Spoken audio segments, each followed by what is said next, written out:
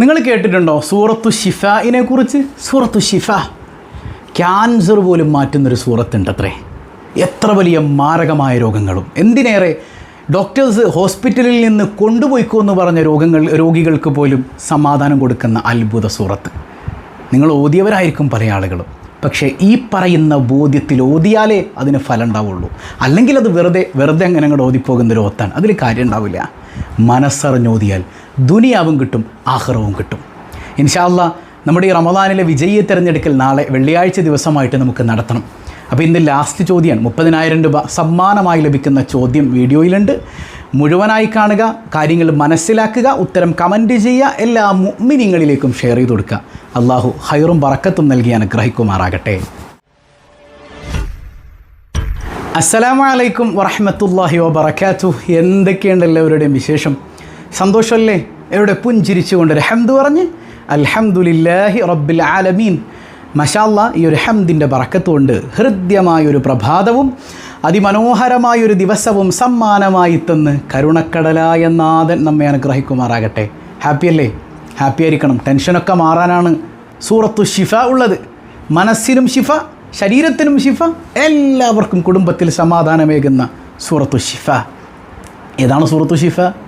അത് സൂറത്തുൽ ഫാത്തിഹ തന്നെയാണ്. ഫാത്തിഹ ആയിരുന്ന പോകാൻ പറ്റട്ടെ. എങ്ങനെയാണ് ഫാത്തിഹ ഓതുന്നത് എന്ന് പഠിക്കണം, ഓതേണ്ടതെന്ന് പഠിക്കണം. ഞങ്ങൾ ഡെയിലി ഓതനുണ്ട്. ഒരു കാര്യമില്ല അങ്ങനെ ഓതിയിട്ട്, ഓതേണ്ടതുപോലെ ഓതണം. കാരണം അള്ളാൻ്റെ ഖുർആനാണ് അല്ലേ? ഖുർആൻ എന്ന് പറഞ്ഞാൽ ഒരിക്കലും സൃഷ്ടിയല്ല. ഖുർആൻ സൃഷ്ടിയാണോ? അല്ല. ഖുർആൻ അള്ളാഹുവിൻ്റെ സിഫത്താണ്, അവൻ്റെ കലാമാണ്. നമ്മൾ സൃഷ്ടികളാണ്. അപ്പോൾ സൃഷ്ടികളായ നമ്മൾ ആ ഖുർആനാകുന്ന അള്ളാഹുവിൻ്റെ സിഫത്തിനെ എങ്ങനെ പരിഗണിച്ചോതണം? ആ പ്രണയം ഉണ്ടെങ്കിലാണ് ഇതൊക്കെ സ്വീകരിക്കുക. അള്ളാഹു തൗഫീഖ് ചെയ്യട്ടെ. ഇപ്പോൾ നമ്മൾ ഫാത്തിഹ ഓതുന്ന സമയത്ത് തുടങ്ങുന്നത് തന്നെ അഊദു ബില്ലാഹി മിനശ് ശൈത്വാനിർ റജീം. നമുക്കൊന്ന് ഓതാം ഫാത്തിഹ. മനസ്സറിഞ്ഞൊന്ന് ഓതുമല്ലേ? ആദ്യം ഒന്ന് ഓദിക്ക്. അഊദു ബില്ലാഹി മിനശ് ശൈത്വാനിർ റജീം ബിസ്മില്ലാഹിർ റഹ്മാനിർ റഹീം അൽഹംദുലില്ലാഹി റബ്ബിൽ ആലമീൻ അർറഹ്മാനിർ റഹീം മാലികി യൗമിദ്ദീൻ ഇയ്യാക നഅ്ബുദു വ ഇയ്യാക നസ്തഈൻ ഇഹ്ദിനസ് സിറാത്തൽ മുസ്തഖീം സിറാത്തൽ ലദീന അൻഅംത അലൈഹിം ഗൈറിൽ മഗ്ദൂബി അലൈഹിം വലദ്ദാല്ലീൻ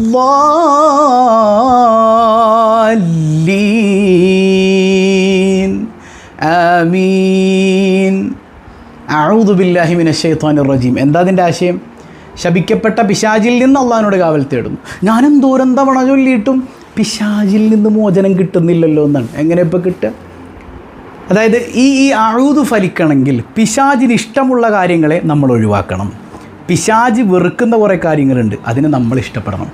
എങ്കിലേ ഈ അഊദു ഗുണം ചെയ്യുള്ളൂ. അല്ലാണ്ട് നമ്മൾ എത്ര അഊദു ചൊല്ലിയാലും പിശാച് നമ്മളെ കെട്ടിപ്പിടിച്ച് കിടക്കുന്നുണ്ടാവും. ബാത്റൂമിൽ കയറാൻ നേരത്ത് ബിസ്മില്ലാഹി അല്ലാഹുമ്മ ഇന്നി അഊദു ബിക മിനൽ ഖുബുസി വൽ ഖബായിസി, ശപിക്കപ്പെട്ട ആൺപെൺ പിശാചുക്കളിൽ നിന്ന് കാക്കണേ പടച്ചോനെ എന്ന് പറഞ്ഞാൽ കയറുന്നത്. ശൈത്താൻ പോകുന്നുണ്ടോ? ഉള്ള ശൈത്താന്മാരൊക്കെ കൂടെ നമ്മൾ കാണുമ്പോഴത്തേക്ക് എവിടെയായിരുന്നു മുത്തേ നിങ്ങളുടെ പാടചക്കരി എന്ന് പറഞ്ഞ് കെട്ടിപ്പിടിക്കാൻ അവിടെ ഉണ്ടാവും. കാരണം എന്താ? നമ്മൾ പിശാച് ഇഷ്ടപ്പെടുന്ന കാര്യങ്ങളെ നമ്മൾ ഇഷ്ടപ്പെടുന്നു, പിശാച് വെറുക്കുന്ന കാര്യങ്ങൾ നമ്മളും വെറുക്കുന്നു.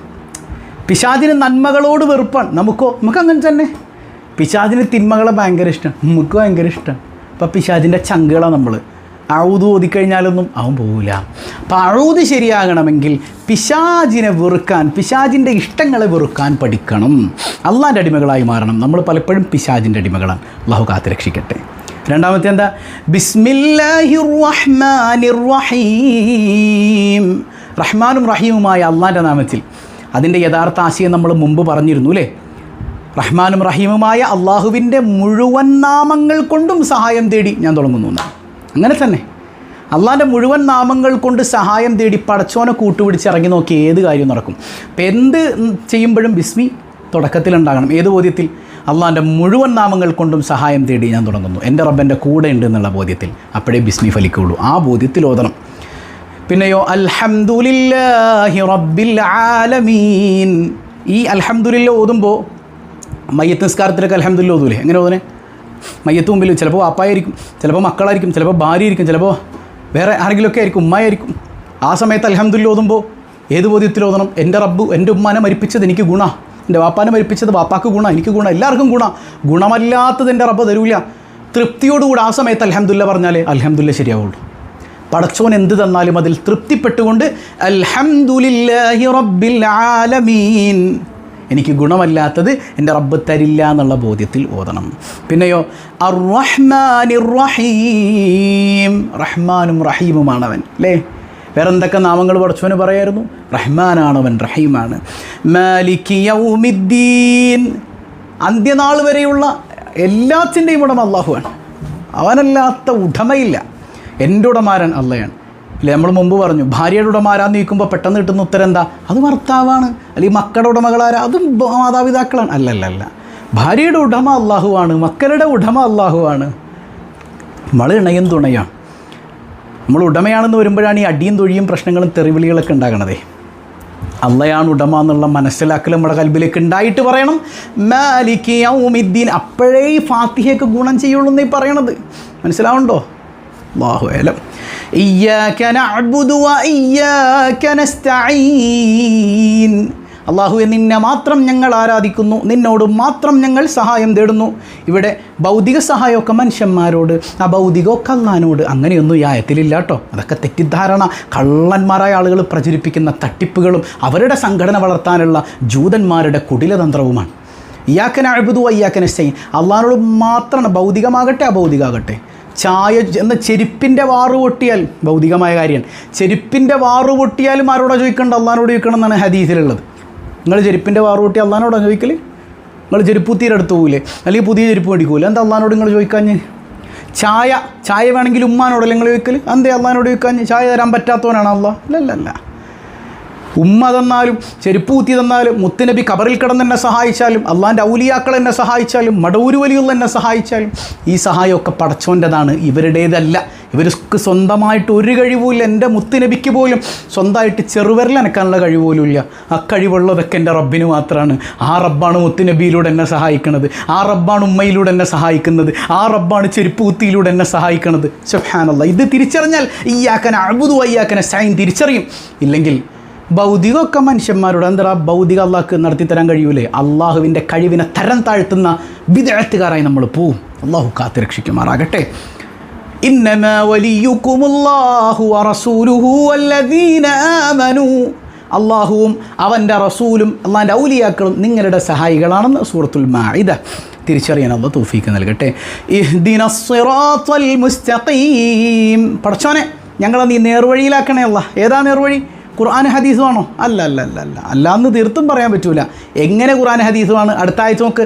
സിറാത്തല്ലദീന അൻഅംത അലൈഹിം ഗൈറിൽ മഗ്ദൂബി അലൈഹിം വലദ്ദാല്ലീൻ. അള്ളാഹ് അനുഗ്രഹിച്ചവരുടെ വഴിയാണ് സിറാത്തുൽ മുസ്തഖീം. അപ്പോൾ ഖുർആൻ ഹദീസും അല്ലേ ഉസ്താദേ? ആണ്. എങ്ങനെയാണ് ഖുർആൻ ഹദീസ്? നമ്മൾ നേരെ നോക്കിക്കഴിഞ്ഞാൽ നമ്മൾ വഴിപിഴച്ചു പോകും. അതിനുള്ള ഇൽമൊന്നും നമുക്കില്ല. അപ്പോൾ ഖുർആനും ഹദീസും കൊണ്ട് ജീവിച്ച മഹാന്മാരായ സ്വാലിഹീങ്ങൾ, അവരുടെ വഴി, അവരാണ് അള്ളാഹ് അനുഗ്രഹിച്ചത്. അവരുടെ വഴി ഏതാണ്? അത് ഖുർആൻ ഹദീസാണ്. നമ്മുടെ വഴി ഏതാ? അവരിലൂടെ ഖുർആനും ഹദീസുമാണ്. നമ്മൾ നേരിട്ട് ഖുർആൻ അങ്ങനെ ഇപ്പോൾ ഒരു മുജാഹിദ് വിഭാഗം തന്നെ 8 ഗ്രൂപ്പുകളുണ്ട് കേരളത്തിൽ. പരസ്പരം അങ്ങോട്ടും ഇങ്ങോട്ടും ഇവർ പറയണത് ഇവർ മുശ്രിക്കാണ്, കാഫിറാണ് എന്നാണ്. എന്നാൽ ഇവർ പറയുന്നത് ഞങ്ങൾ ഖുർആൻ്റെ ഹദീസിൻ്റെ ആളുകളാണെന്നാണ്. ഇവിടെ ഖുർആനും ഹദീസിൻ്റെ ആളുകളാണെങ്കിൽ 8 വിഭാഗത്തിന് പരസ്പരം മുസ്ലിമാണെന്നുള്ള വിശ്വാസമെങ്കിലും വേണ്ടേ? ഇതതില്ലല്ലോ. പരസ്പരം കാഫിറല്ലേ? കാഫിറാക്കലല്ലേ പരസ്പരം? നമ്മളാരും കാഫിറാക്കാൻ പോകുന്നില്ല. അള്ളാഹു ബോധം കൊടുക്കട്ടെ. ഏതായാലും അള്ളാഹു അവർ വഴിപിടച്ചവരാണ്. അള്ളാഹു അവരുടെ ഹിദായത്ത്, അള്ളാഹു അവർക്ക് ഹിദായത്ത് കൊടുക്കട്ടെ. നമ്മുടെ ദുആ അതാണ്. അപ്പോൾ നമുക്ക് പറയാനുള്ളത്, നമ്മൾ കേവലം ഖുർആൻ ഹദീസും വെച്ച് പരിഭാഷ നോക്കിക്കഴിഞ്ഞാൽ നമ്മുടെ ഈമാൻ തെറ്റിപ്പോവുള്ളൂ. ഖുർആൻ പഠിക്കേണ്ടതെന്നല്ല. എങ്ങനെ പഠിക്കണം? പൂർവ്വസൂരികളായ ഇമാമുകൾ എന്താണോ ഖുർആൻ ആശയം പറഞ്ഞത്, ആ ആശയപ്രകാരം ഖുർആൻ നമ്മൾ തിരിച്ചറിയണം. പൂർവ്വസൂരികൾ ഹദീസിനെ എങ്ങനെ മനസ്സിലാക്കി അതുപോലെ നമ്മൾ മനസ്സിലാക്കണം. അപ്പോൾ സിറാത്തല്ലദീന അൻഅംത അലൈഹിം നമ്മൾ പെടും. ഇല്ലേ നമ്മൾ സ്വന്തമായിട്ടാണോ വ്യാഖ്യാനിക്കാൻ പോണത്? ഗൈറിൽ മഗ്ദൂബി അലൈഹിം വലദ്ദാല്ലീൻ, ആ വലദ്ദാല്ലീൻ നമ്മൾ വിട്ടു അല്ലേ? അള്ളാഹു നമ്മളെ കാത്തുരക്ഷിക്കുമാറാകട്ടെ. ആമീൻ. ആമീൻ എന്ന് പറഞ്ഞാൽ ഇസ്തജിബ് യാ അല്ലാഹ്, നീ ഉത്തരം ചെയ്യണേ അല്ലാഹ്.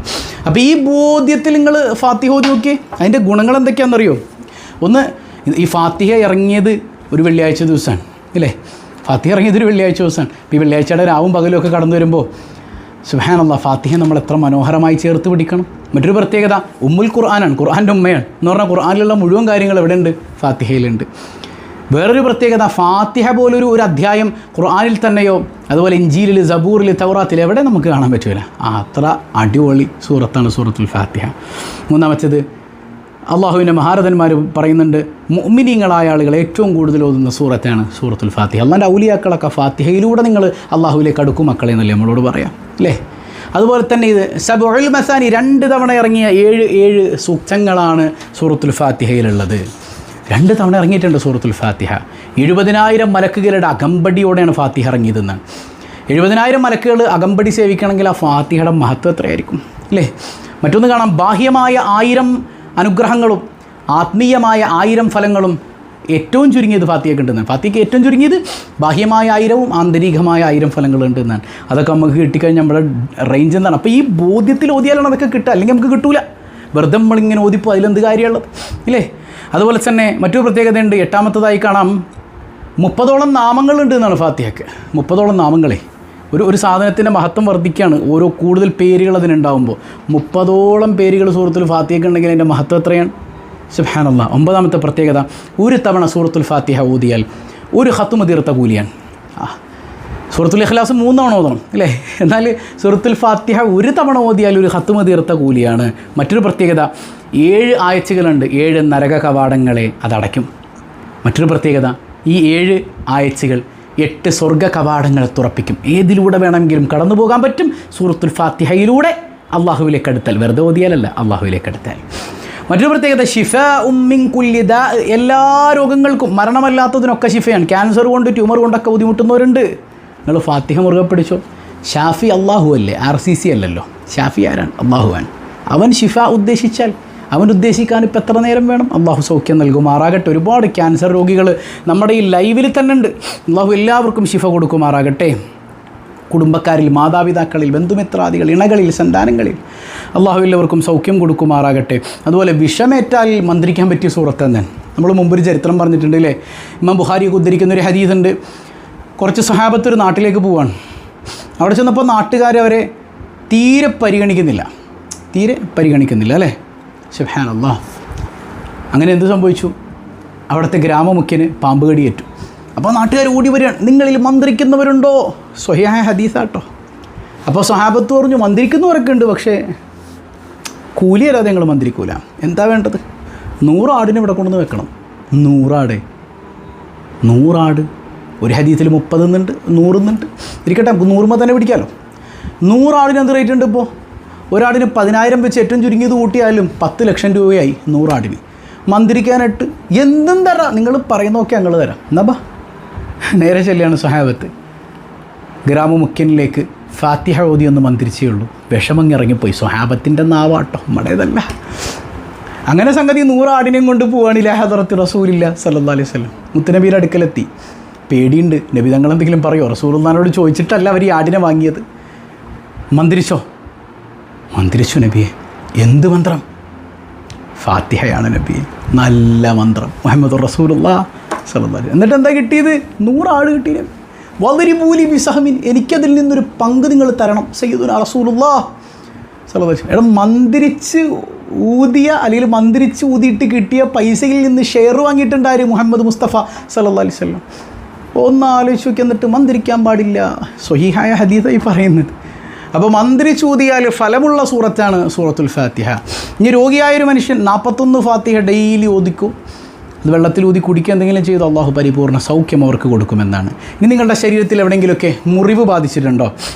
മുറിവ്, ഒരു പഞ്ഞിയിൽ 7 തവണ ഫാത്തിഹ ഇഷ്ഫി എന്ന് ഊതാം. അതിൽ നമ്മുടെ ഉമിനീര് വീടുന്ന രീതിയിൽ മന്ത്രിക്കുക. എന്നിട്ട് ആ മുറിവിലൊന്ന് വെച്ച് നോക്കേ, പതിയെ വെച്ചാൽ മതി.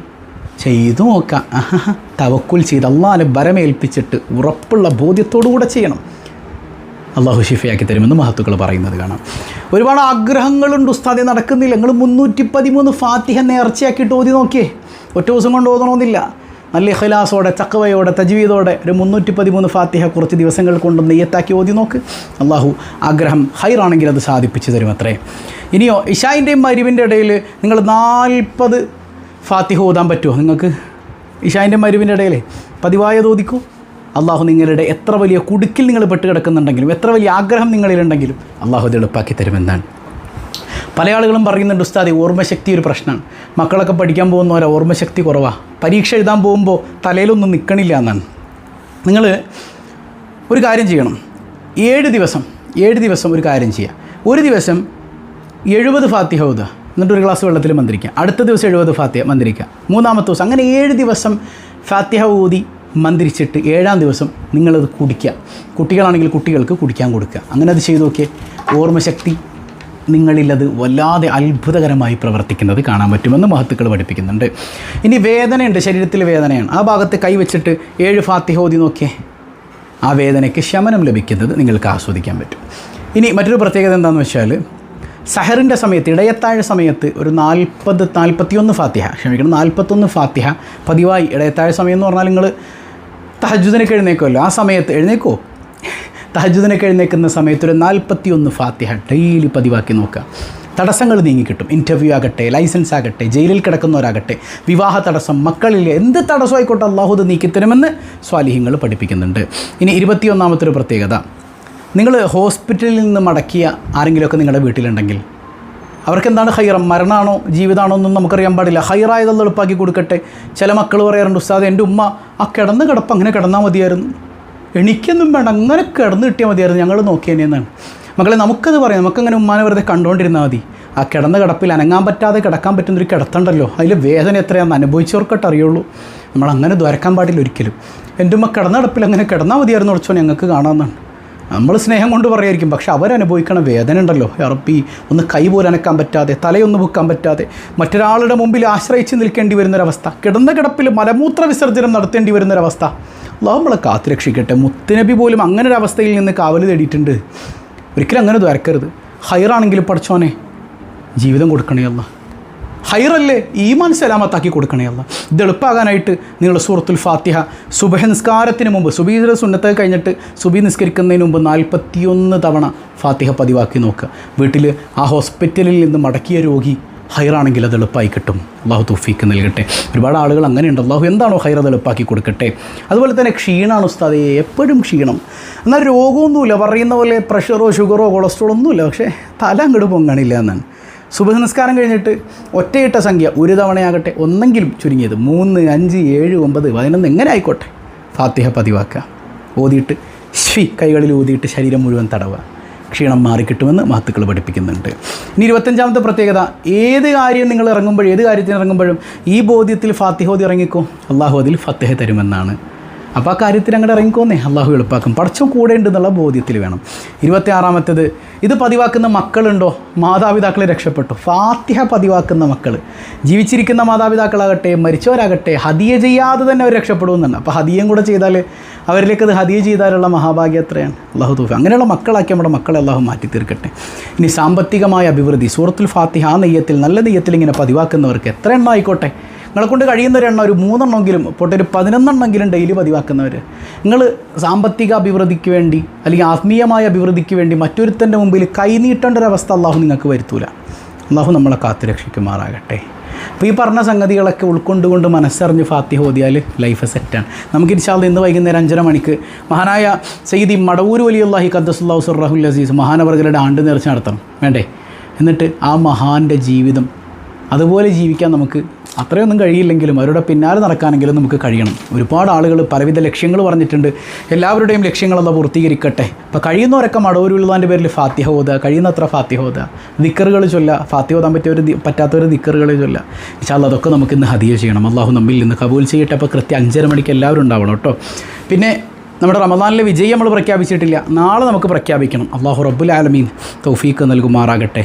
അപ്പോൾ ഇന്ന് ലാസ്റ്റത്തെ ചോദ്യമാണ്, സൂറത്തുൽ ഫാത്തിഹയുടെ മറ്റു പേരുകൾ അറിയാവുന്നവർ ഒരു പേരെങ്കിലും എല്ലാവരും കമൻറ്റ് ചെയ്യുക. സൂറത്തുൽ ഫാത്തിഹയുടെ, സൂറത്തു ഷിഫ വേണ്ട കേട്ടോ, വേറെ പേരുകൾ കമൻറ്റ് ചെയ്യുക. ഒരെണ്ണമെങ്കിലും കമൻറ്റ് ചെയ്യുക. അതിൽ നിന്ന് ഒരാളെ നമ്മൾ തിരഞ്ഞെടുക്കും.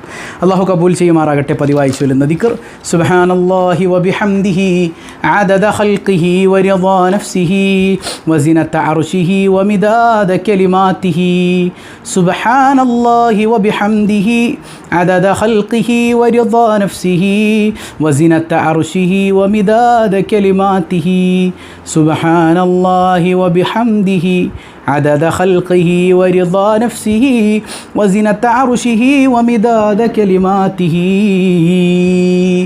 അൽഹംദുലില്ലാഹ്, അല്ലാഹു കബൂൽ ചെയ്യുമാറാകട്ടെ.